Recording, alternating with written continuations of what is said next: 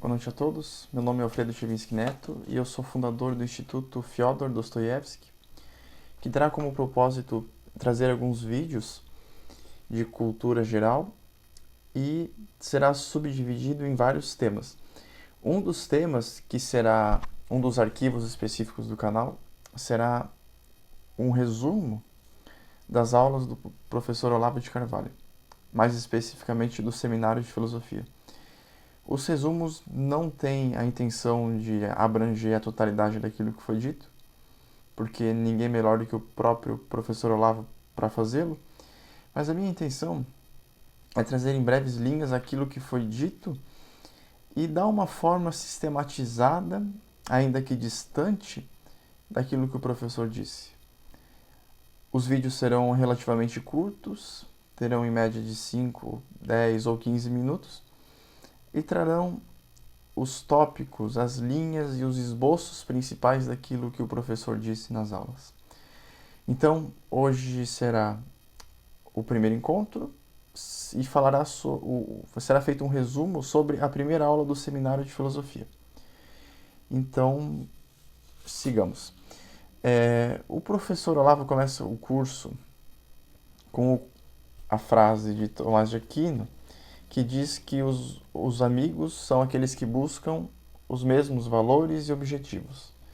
E estaria dito na frase idem velle, idem nolo, ou seja, querer as mesmas coisas e rejeitar as mesmas coisas. Então, a partir dessa frase, o Seminário de Filosofia está bem encaminhado para estruturar a classe intelectual num ideal de valores que estejam de acordo com o transcendente, mas que convirjam nesses pontos. Então, o professor Olavo começa com a frase do idem velle, idem nolo, e também diz que a amizade é a base da sociedade política e que somente esta base, consubstanciada na relação de irmandade dessa classe intelectual ou dos filósofos no sentido platônico, é que pode sistematizar ou fazer algo pela polis, que seria pela sociedade política e pela sociedade no sentido amplo que a gente vive. Então, feita essa introdução, o professor Olavo sugere e pede para que os alunos façam o necrológio.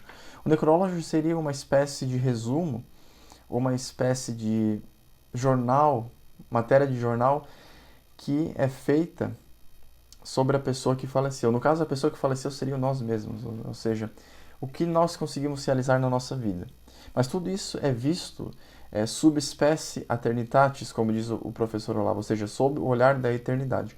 Então aqui, nossa vida se encerrou, o ciclo fechou e a nossa forma final está delimitada.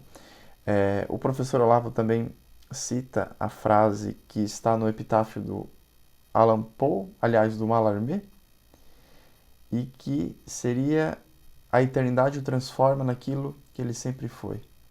O ciclo se encerra, todas as aspirações e todas as ações já assumem a real significação no quadro da eternidade. Eu me recordo muito de uma passagem do Goethe, no livro Afinidades Eletivas, que questiona o porquê da valorização humana após a morte. E essa valorização humana, ela estaria muito clara nesse fechamento do ciclo.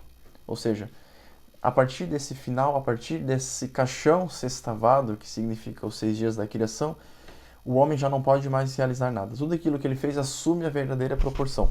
Eu penso muito nisso porque, por exemplo, uma pessoa que está viva, mas que é virtuosa, não é tão virtuosa porque ainda o conjunto de possibilidades dela está aberto. Ou seja, ela pode vir a perder ou deixar de significar aquilo que fez retroativamente por uma ação má ou por uma mudança de posição que possa vir a ter. Então, o professor Olavo pede para que nós façamos o epitáfio, ou melhor, o necrológio, com base naquela forma final que a gente atingiu após a morte. Então, a primeira aula ela teria mais ou menos esse escopo: enxergar a si próprio com base nessa forma final.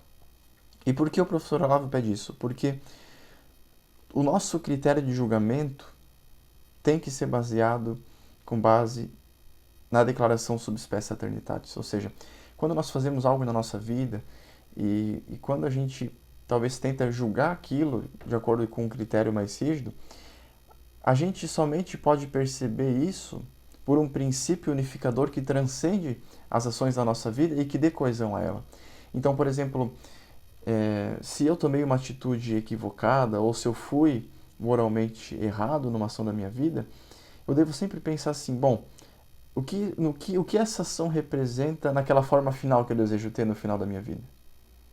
Ou seja, eu, Alfredo, por exemplo, que concebo uma pessoa humilde, uma pessoa compreensiva, uma pessoa paciente, como que essa minha ação divergiu e não se enquadrou nesse resultado final que eu espero de mim mesmo? Então, somente com essa forma final, somente com esse desenho, somente com esse quadro eu posso dar forma às ações da minha vida.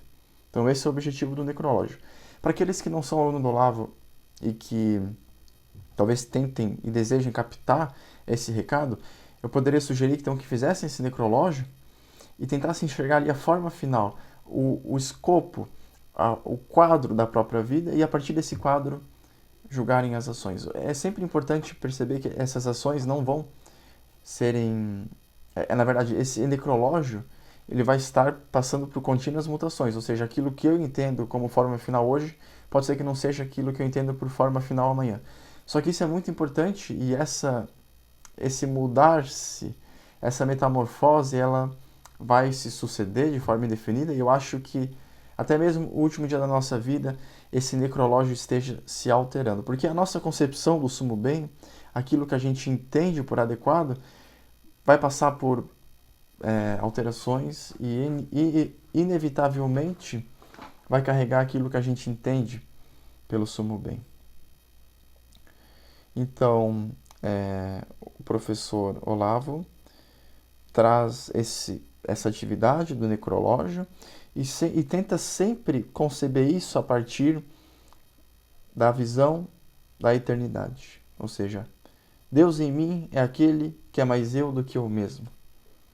E essa visão aprofundada de Deus, essa visão aprofundada de Cristo enquanto forma final, Cristo enquanto mediador, ou Cristo enquanto conjunto das possibilidades humanas, deve sempre ser levado em conta na formação do necrológio.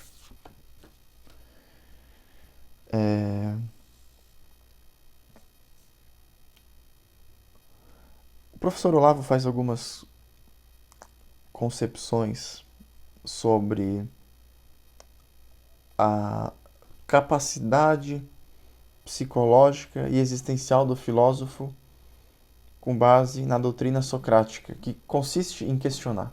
Sócrates utiliza muito esse questionamento, essa dialética, ou seja, o interlocutor vai revelando a si próprio sem que o Sócrates diga o que ele é. Então, se dá o exemplo do pedreiro, ou do escravo grego, que sabia muito de matemática e foi revelando os conhecimentos matemáticos pelo aprofundamento e pelo questionamento que o Sócrates fazia a respeito dele. Então, Olavo pede para que a gente faça isso, para que a gente se questione no sentido de perceber essa tensão e para que a gente consiga extrair aquilo que constitui o nosso ideal. Esse é o necrológio. Assim, o que eu posso extrair de mim mesmo? O que eu tenho de vontade? O que eu tenho de aspiração que talvez esteja um pouco nebulosa, abstrata e confusa dentro de mim neste momento?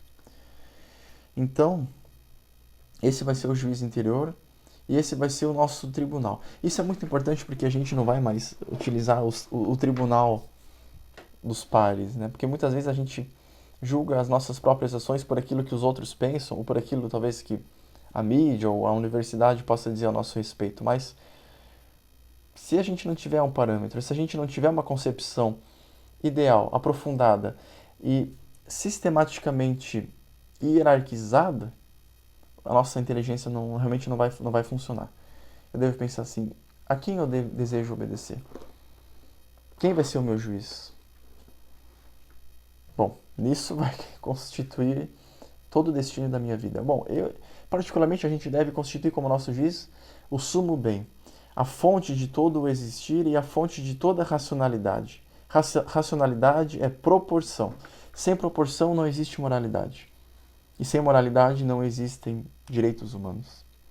Os direitos humanos reais estão baseados na estrutura do Cristo, o Logos, a cruz, a interseção vertical e horizontal que constitui o dever humano. Aqui eu estou utilizando alguns termos esotéricos, mas que podem ser muito enquadrados aqui no nosso ideal do necrológio. O necrológio é uma aspiração, é uma concepção de vida que a gente tem e que a gente vai obedecer.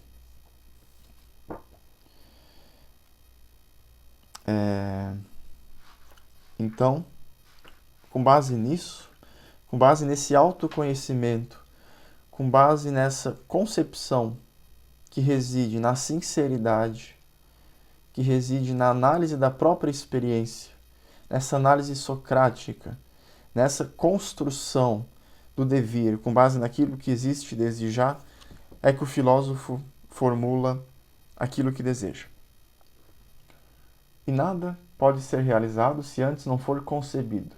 Então, se nós desejamos ser bons homens, se nós desejamos aspirar aos altos céus, aos ciclos, né? Ou no sétimo céu, na linguagem de Maomé, nós devemos primeiramente conceber isso. E essa concepção somente terá forma, somente moldará a nossa existência quando ela for hierarquizada. Quando a nossa vida já não for mais um conjunto de ações desarticuladas ou informes, mas quando ela tiver um porquê. E nesse porquê que se estrutura toda a possibilidade humana. É em Cristo que a gente encontra isso. Quando se diz que Cristo é o Salvador, muitas vezes não se percebe a profundidade disso, porque o Salvador é a ponte, a relação e a unificação do homem com Deus. Quando o homem tenta atrair para si a própria moralidade e conceber o sumo bem a partir de si próprio,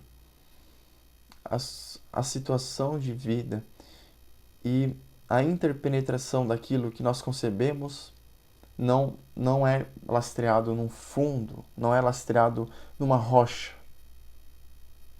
A rocha somente vem quando o homem está dócil às inspirações do Espírito, enxerga essa inspiração na própria vida e, a partir desse fundo sereno de comunicação, nesse fundo sereno de harmonia e nesse fundo sereno de recepção, ele formula a moralidade. Então, em primeiro lugar, a gente deve obedecer a Cristo enquanto ato de fé exercido. E nesse ato de fé exercido, nessa concepção abrangente da nossa própria vida, formular aquilo que a gente deseja. Esse é o ideal do necrológio, esse é o fundamento da vida intelectual, e é isso o que o professor Olavo tentou trazer na primeira aula do seminário de filosofia. Isso vai se voltar em todas as aulas do curso, e nisto vai constituir a verdadeira vida intelectual.